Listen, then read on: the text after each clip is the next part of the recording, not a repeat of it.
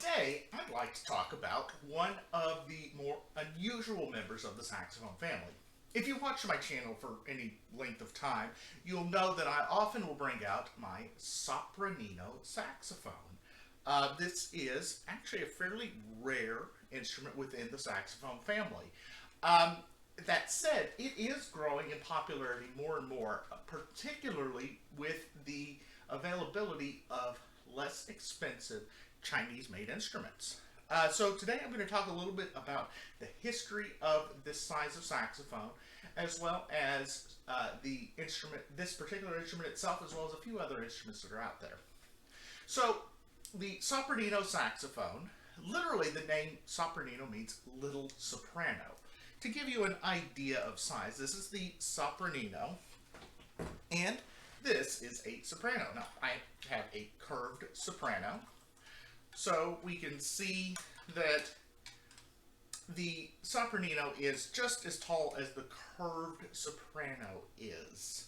To give you another comparison, this is an alto saxophone, and it is quite small compared to the alto.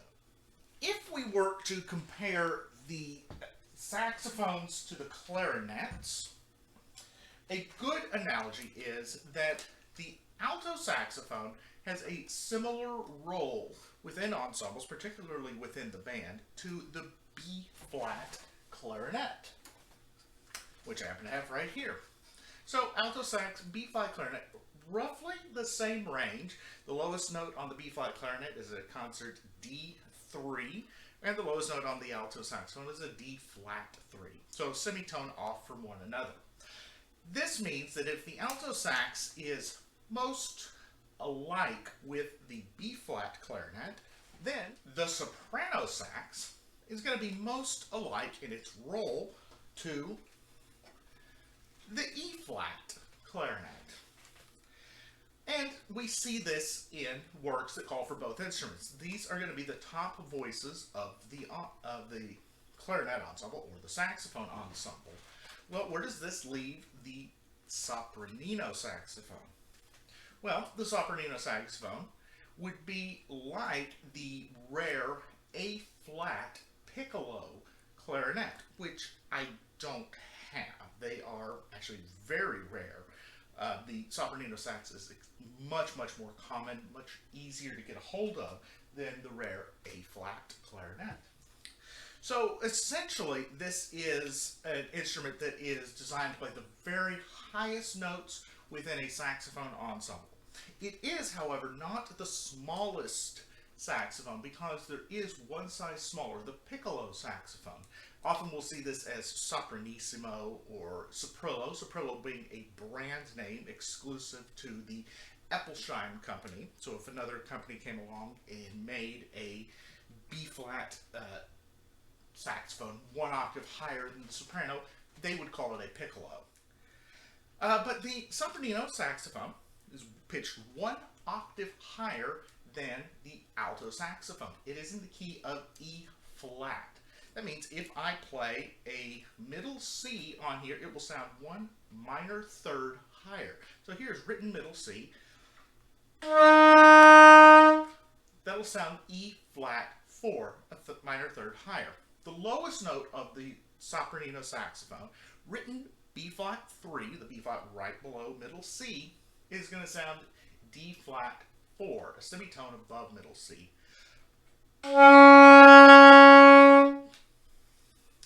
like most saxophones, it has a standard 2.5 octave range. So I'll play a B-flat scale, 2.5 octaves.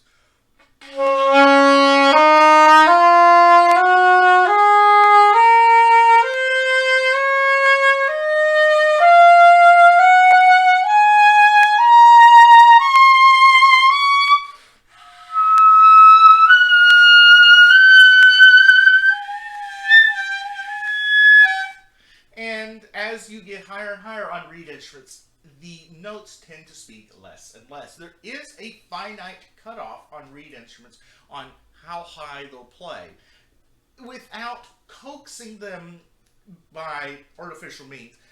Typically, the highest note that any reed instrument will want to play is about B flat 6 or C7. That's an octave above the treble clef. The highest F on a sopranino sax is A flat 6, so we're just right near that upper cutoff. This particular sopranino sax is made by the Jinbao company in China. It is a clone of the Selmer Paris Sopranino Saxophone.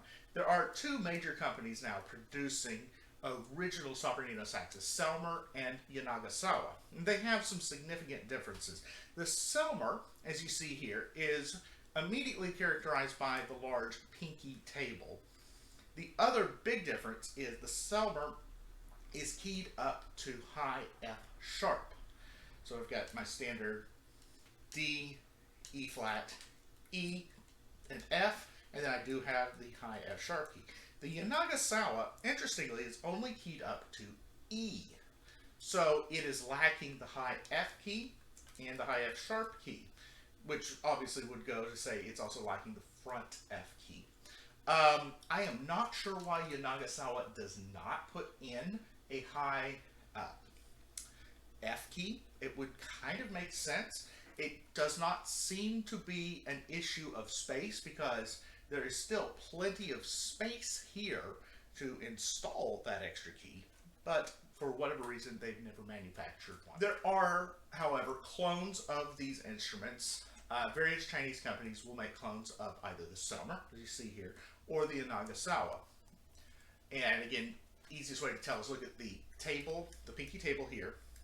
So the Selmer will have the big feature like this, and the Yanagasawa will look more like an old school pinky table that you see here on my Bisher Alto Saxophone. The Sopranino Saxophone was included in the original patent of Adolphe Sax, and we know of at least one surviving Sopranino Sax by Sax himself. However, we don't really see any use of the instrument in the 19th century. We only start seeing sopranino saxophones getting used in the early 20th century.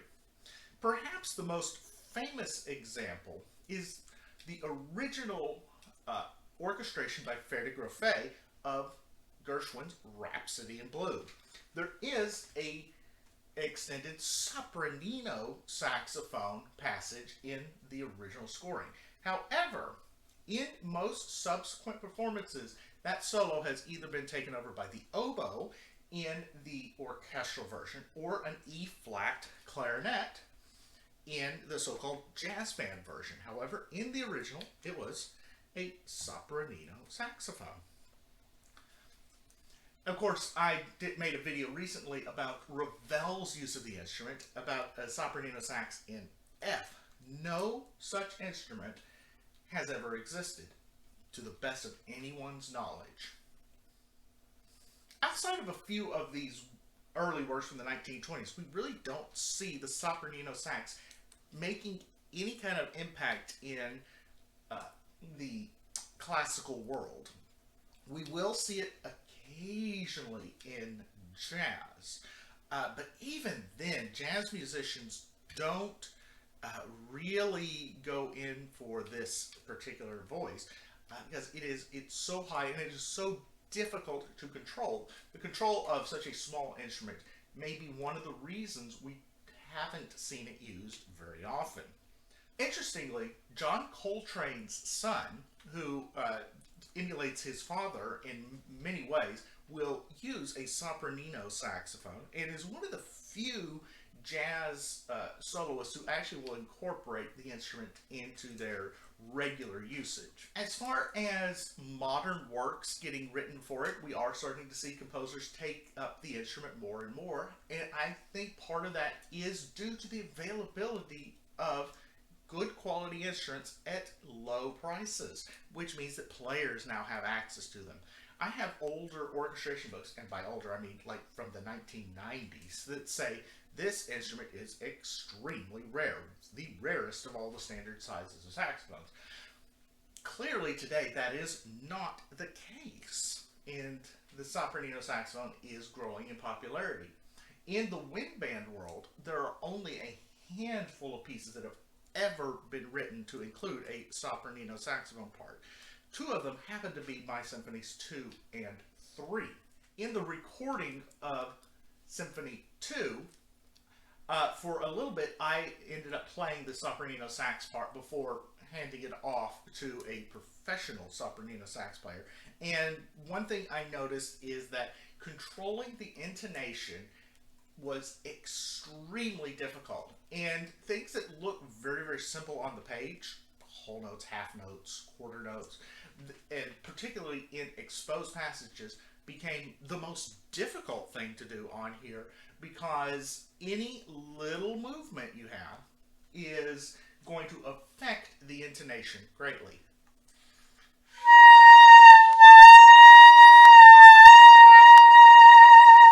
I can really change just by subtle movements of my embouchure how the instrument responds. I'll now play a couple of excerpts from my Symphony Number 2, The Forest of Dreams. The first example I'm going to play is a very innocent, what I would say naive sounding melody. I'm going to do my best to play this as in tune as possible, but as I said earlier, the intonation is somewhat suspect.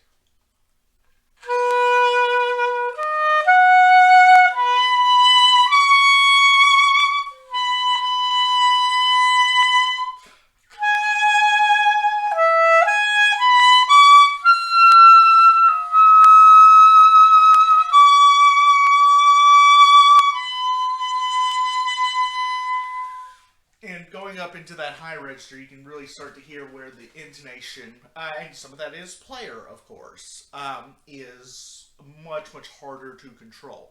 And something that exposed and that delicate is very, very difficult on the Sopranino. The next excerpt I'm going to play is very different in character, though in a similar range. It's exploiting the nature of the instrument to play a much more trumpet-like role.